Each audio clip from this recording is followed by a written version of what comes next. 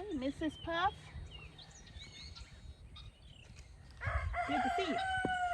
Welcome, everybody. Welcome back to Homestead Heart. Woo! Welcome to Homestead Heart, y'all. And today I am outside. Guess what I'm planting? I am planting some beets. Yes, I am. Y'all know I told y'all how I feel about beets and the fact that I feel like I do not like them at all, right? In fact, I feel like I can't stand them, but I was told that I should try some different varieties and also try a different way of preparing them. So I'm gonna give it a go, all right? And if I don't like them, I'm not gonna beat myself up. Little girl, go play. So now you all, I have already started planting, okay? And I'm doing in this little, in this bed right here. This is my Jerusalem artichoke bed right here. And I don't know if you can see this flower right here and this one here over there. They have already started, whoops, they have already started coming up out of the bed. Now, the reason why I chose to plant the beets in this bed with the Jerusalem artichoke is because the beets, you all, I have learned that they prefer a little bit of shade, okay? A little bit of shade. And in the hot, humid weather here in Georgia, I can understand why they may need a little bit of shade, okay? So as these beets start to grow, and as my Jerusalem artichokes start to grow, they are gonna grow a lot slower than the beets are, right? But as they start to grow and put on a little bit of leafy growth as well, they'll add a little bit of shade to this side of the bed, which is where my beets are. And before the Jerusalem artichoke stalks and flowers and leaves just completely overtake the bed, we will have harvested the beetroots, okay? So you all, I've already planted the Ruby Queen beets. Now the Ruby Queen, all of these are on our seed store, by the way. The Ruby Queen beets, I was advised to try this because the flavor was a little bit milder than the bull's blood beet, which is the variety that I had tried before years ago in the past when I grew some, and I just did not like them. But I would grow them like for other people. You know, if there was people that was close to us or people in our family that like beets, I would still grow them, but I would never eat them, right? And the one time that I did try them, I could not stand it. It was like eating dirt, but that's my opinion. And pickled beets, I don't like them. I tell you what I do like.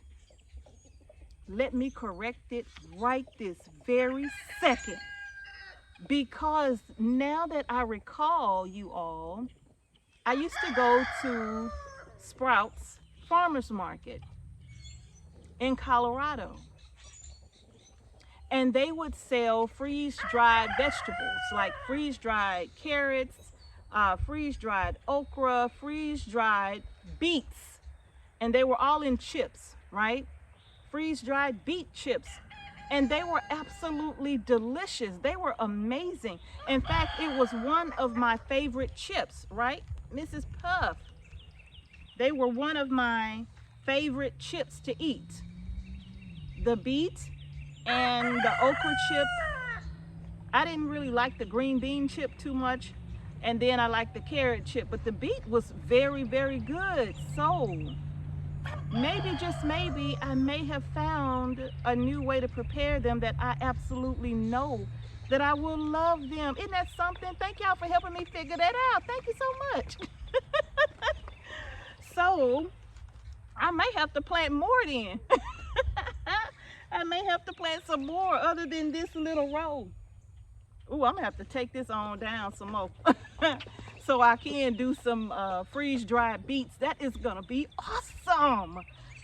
Thank you to the person who told me to try the Ruby Queen beet, because if you hadn't convinced me to try it, I wouldn't be out here right now planting some beets. But I am planting the Ruby Queen. I just planted the Golden Detroit right behind me. Now this was on our seed store, but y'all, this was our fastest selling beetroot seed right here. Out of all of them, this Golden Detroit, it was flying out of here, right?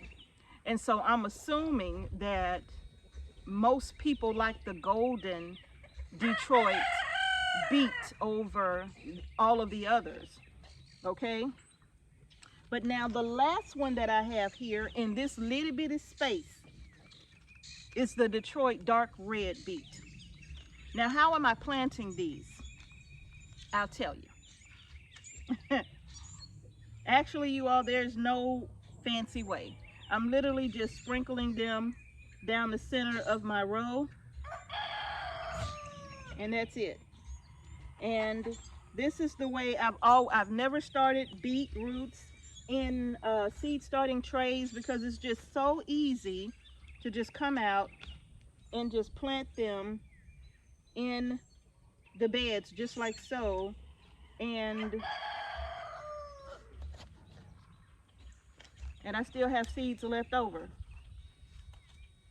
In fact, I'm gonna move that dirt out of the way and take it down just a little bit further right here. I'm gonna take it a little bit closer so I can make sure that I maximize on my little space. That's the Golden Detroits. Okay, now sit that there. So I'm gonna put a few more of the Detroit dark reds in this spot here.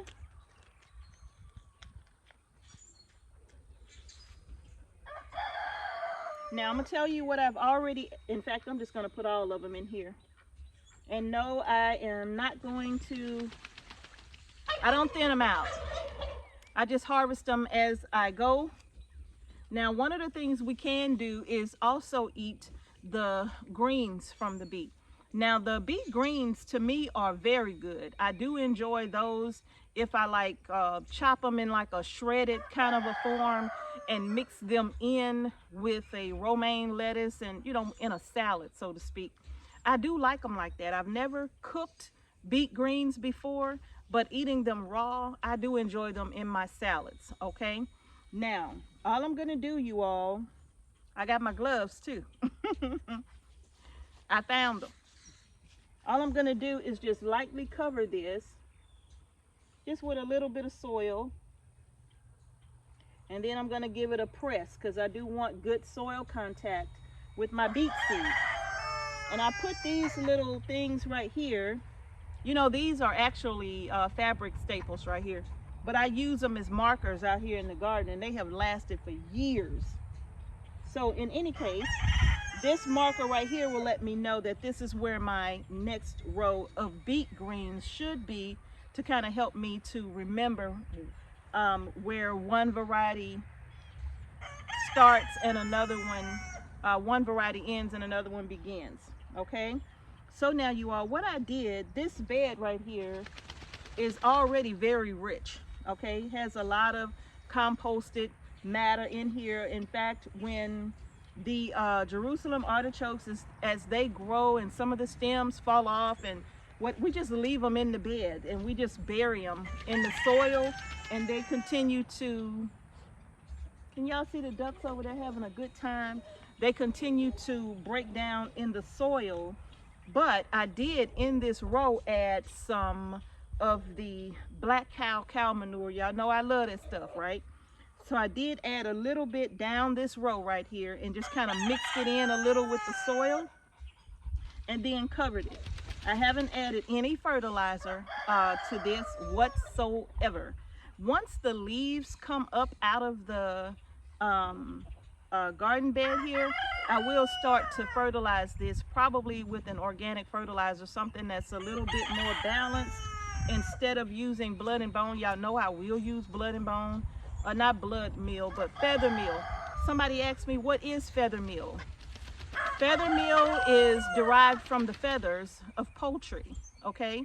And it's just ground into a powder and sold as fertilizer. It's an organic fertilizer, so it's not gonna burn your crops. And you don't, it's not a soluble fertilizer, you know, like you can just dissolve it in water. So because I'm not putting it in the bed, I don't want to just put it across the top of the row, because what'll happen is it'll just cake up. It'll just cake up, and it'll even prevent my little seedlings from emerging. Tom, I love your feathers. Do that again. Yeah. He's showing out back there. Y'all can't see Tom, but he back there showing out for me. So I would prefer to use a liquid nitrogen or a liquid phosphorus, okay? So a liquid nitrogen, hey bud, I see you, hey bud, come on up here, come on up here. So you could either use a liquid nitrogen, which is that 511, that fish emulsion, right?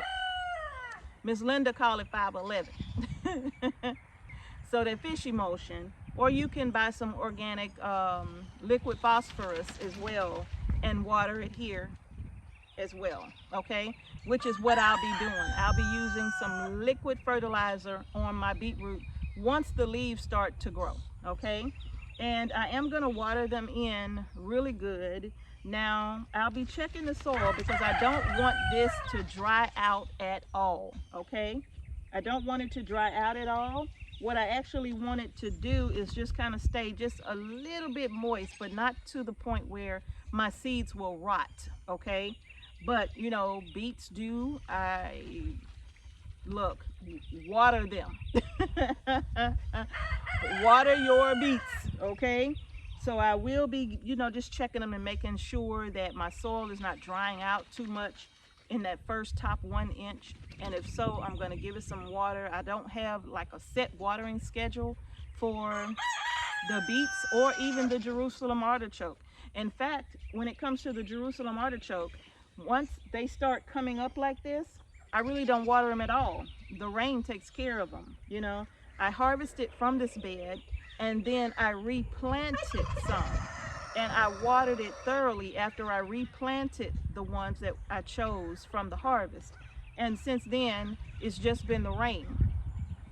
So now, also because it is the springtime and it rains off and on, you know, maybe every week or so. We've had rain every single weekend.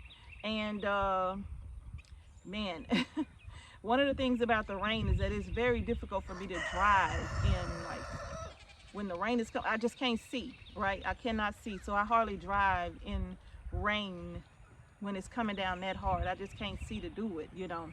But one of the things I'll tell you is that I'm gonna put a little bit of the hay from my goats, and I'm gonna just put just a little bit over the top. And the reason why I'm gonna do that is simply because if we get a real hard rain, I want them to have just a little bit of protection. I don't want them to get washed out from all that rain. Okay, you all? So, y'all, like I said, I know I'm gonna like them planting them, harvesting them and freeze drying them. But if I cook them any other kind of way and I don't like them, I'm not gonna beat myself up. Y'all see what I did?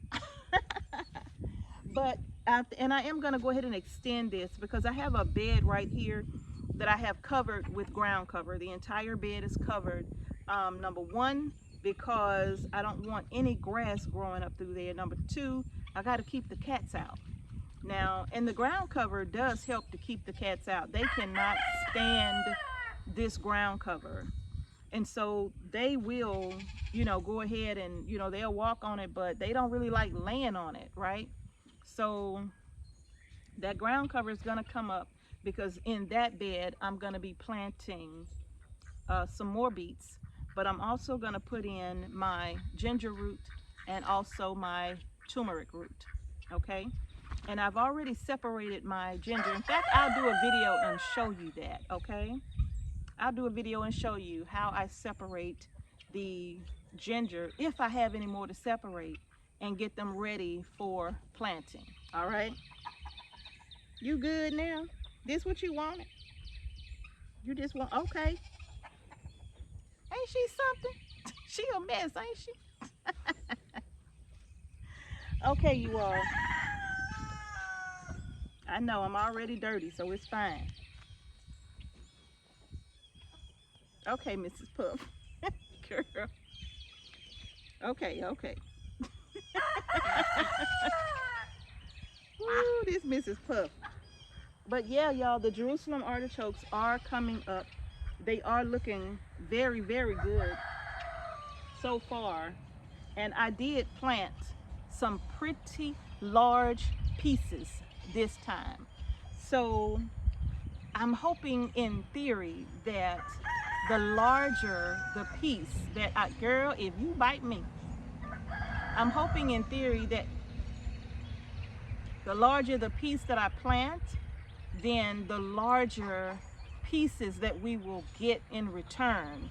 You know, at least I'm hoping that, because initially when we planted our Jerusalem artichoke, we started off planting like the smaller pieces, and I noticed that we got a lot of smaller pieces. I mean, some of them were like this, you know, and we would only have a few that would be like this, right?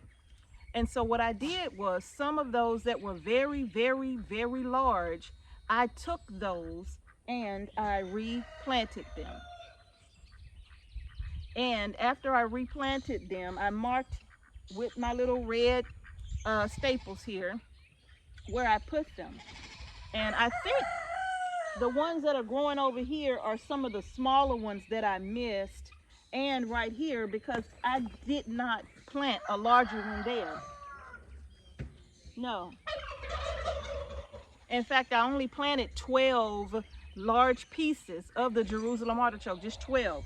And so they would be where the staples are.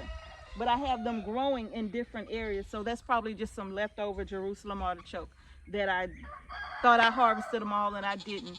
That's the one thing I tell you about them, you all. If you plant them, make sure you plant them in a place where you don't mind them coming back every year, because you may not get all of them out when you harvest them, because they're going to take over this bed. I think you all saw this bed last year. It was just completely overgrown with Jerusalem artichoke stalks, about what, 7-8 feet high, 9 feet high, some of them with the most beautiful sunflower looking flowers on them, right?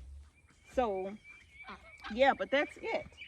I'm just gonna cover the rest of my beet seeds, and I am gonna go ahead and just take that all the way into the second bed right here. Look at the birds, y'all. They think they're gonna get my seeds. They're not gonna get them. But I'm gonna take this on down into this row right here, and it'll be good if I could get quite a few to make a lot of freeze-dried beet chips. And if I do that, I'm gonna take y'all with me. I'm gonna show you. I'm gonna season them up real good. Girl, I'm gonna season them up real good. And don't jump on me. Don't you jump on. I'm gonna season them up real good and show you all what I do and how I get those freeze-dried, okay? I've never freeze-dried them before, but I'm pretty confident that I'm gonna love those, because I love them when I get them from Sprouts. Yes, I do. I hope they're not, maybe they were dehydrated beets. I don't know if they were dehydrated or freeze-dried, but I'm gonna try both ways and just see which way I like the most, okay? But all right, you all, that's gonna do it. I'm gonna run Mrs. Puff off from here and get my seeds covered, and then I'm gonna fold back this one piece of ground cover here and start my very next row of beets. you all. So again, all of the beets are on the BEET store. The Ruby Queen, the Detroit Dark Red. We are out of the Golden Detroit. Like I said, y'all, they are gone. They are gone. And also, let me tell you this. Well, I'll talk to y'all about that in another video. This video is long enough. All right, y'all. Well, that's going to do it for the video.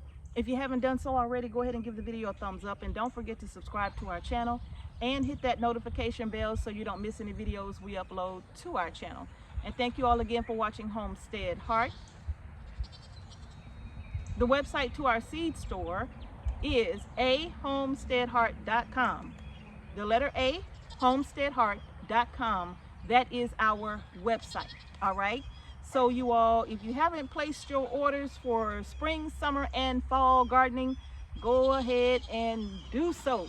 And to everybody who has supported our seed store, thank you all so very much. This year, with the seed store, I'll talk about it in another video. Thank y'all for watching Homestead Heart. Peace and blessings to each and every one of you, and I'm gonna see y'all in the next video. Girl, you clowning today. You are clowning today.